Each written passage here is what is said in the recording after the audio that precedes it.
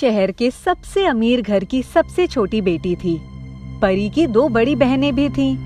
घर के सभी लोग बहुत ही अच्छे से संस्कारित हैं, लेकिन परी बहुत ही शैतान और सभी से बहुत ही बुरे तरीके से बात करती थी। बस उसमें ये एक अच्छाई थी कि उसे पेड़ पौधों से बहुत प्यार था और उसे बागवानी करना बहुत अच्छा लगता था। जब भी उसके स्कूल की छुट्टी रहती, वे घर में पेड़ पौधों की देखभाल करती और नए नए पौधे लगाती। आज परी का जन्मदिन था। सभी बहुत खुश थे और परी के जन्मदिन की तैयारियां बहुत जोर शोर से चल रही थी। शाम को 5 बजे सभी को घर पर बुलाया गया था। ठीक 5 बजे सभी मेहमान घर आ जाते हैं। इसमें परी की बुआ भी आती है। देखो बेटा परी, मैं तुम्हारे लिए कितनी अच्छी गिफ्ट लाई हूँ। अरे वाह बुआ, गिफ्ट तो देखने में बहुत बड़ा और भारी लग रहा है। मैं जल्दी से खोल कर देखती हूँ। जैसे ही परी गिफ्ट खोलती है, उसके अंदर एक बहुत ही सुंदर सा गमला रहता है, जिसे बुआ ने अपने हाथों से सजाया था। ये क्या लेकर आ गई हो आप मेरे लिए? गमला भी कोई देने की चीज होती है? मेरे पास गमलों की कोई कमी नहीं है। मेरे पास बहुत सारे गमले हैं। मैं एक और गमले का क्या करूँगी? मुझे तो लगा था आप मेरे लिए बहुत अच्छा गिफ्ट लेकर आई हैं।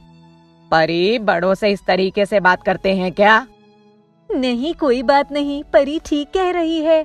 मुझे गमला गिफ्ट में नहीं देना चाहिए था। बुआ बहुत दुखी हो जाती है और बिना खाना खाए अपने घर वापस लौट जाती है। बुआ के जाने के बाद घर वाले परी को बहुत समझाते हैं कि तुम्हें बड़ों से इस तरह से बात नहीं करनी चाहिए और बुआ का दिल नहीं दुखाना चाहिए था। परी को उससे कोई फर्क नहीं पड़ता और घर के नौकर जब वापस जा रहे होते हैं तो परी एक नौकर को बुलाकर बोलती है कि ये गमला अपने घर लेकर चले जाओ। नौकर डर के कारण वे गमला अपने घर लेकर आ जाता है। नौकर जब घर आता है तो अपनी बेटी को वह गमला दिखाता है और उसकी बेटी इतना सुंदर गमला देखकर बहुत खुश हो जाती है और कहती है, ये गमला तो बहुत ही सुंदर है, मैं इसमें पौधा लगाऊंगी। अगले दिन नौकर की बेटी गमले में मिट्टी भरती है और उसमें एक पौधा लगाती है। 2 ही दिन में पौधा बहुत बड़ा हो जाता है। वह अपने माता पिता से कहती है कि मैंने कल ही तो ये पौधा लगाया था। ये पौधा अचानक 2 दिन में इतना बड़ा कैसे हो गया? और 2 दिन बाद तो उन सबके आश्चर्य का ठिकाना ही नहीं रहा। उस एक ही पेड़ पर आम, अमरूद, केला, सभी तरह के फल एक ही पेड़ पर उगने लगे थे। अरे बेटी, ये क्या हो रहा है? ये तो कुछ अजीब तरीके का पेड़ है। पापा, मुझे लगता है कि ये गमला जादुई है। ये कोई साधारण गमला नहीं है। जब से ये गमला हमारे घर आया है, आपने शायद गौर नहीं किया, हमारे घर की स्थिति बहुत अच्छी होने लगी है। हमारी बेटी ठीक कह रही है। जब से ये गमला हमारे घर आया है, तब से हमारे घर की स्थिति बहुत अच्छी हो गई है और हमें खाने पीने के लिए भी नहीं तरसना पड़ता। जादुई गमला नौकर के घर आने से नौकर दिन दुगनी रात चौगनी उन्नति करने लगता है और परी के घर की नौकरी भी छोड़ देता है। कुछ दिनों बाद परी के पापा उस नौकर को बुलाने के लिए आते हैं और कहते हैं, अरे हीरा, तुम पिछले 7 दिनों से काम पर क्यों नहीं आए? मुझे लगा तुम्हारी तबीयत ठीक नहीं है, इसलिए मैं तुम्हें देखने के लिए आ गया हूँ। क्या बात है, सब ठीक तो है ना?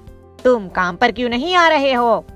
नौकर अपने मालिक को बहुत आदर सत्कार के साथ अपने घर में बुलाता है और सारी बात बताता है कि जो गमला परी को उसकी बुआ ने दिया था, वे गमला परी ने मुझे दे दिया था और डर के कारण मैं चुपचाप गमला घर ले आया था। वह कोई साधारण गमला नहीं है, वह कोई चमत्कारी गमला है। मुझे वह गमला दिखाओ। नौकर परी के पापा को गमला दिखाता है तो परी के पापा भी देखकर चकित रह जाते हैं कि एक छोटे से गमले में इतना बड़ा पेड़ लगा हुआ है और उस पेड़ पर सभी तरीके के फल लगे हुए हैं। ऐसे तो मैंने अपने जीवन में पहली बार देखा है, लेकिन मैं बहुत खुश हूँ हीरा कि इससे तुम्हारे जीवन में परिवर्तन आया है। अब तो इसके बारे में किसी से ज्यादा बात मत करना, नहीं तो लोग इस बात का बतंगड़ बना देंगे। बस तुम अब अपना जीवन सुधारो। इतना कहकर परी के पापा घर आ जाते हैं और घर आकर कह देते हैं कि हीरा अब हमारे घर नौकरी नहीं करेगा, उसे दूसरी जगह नौकरी मिल गई है। इधर जादुई गमले के कारण हीरा अपने परिवार के साथ सुख शांति से रहने लगता है।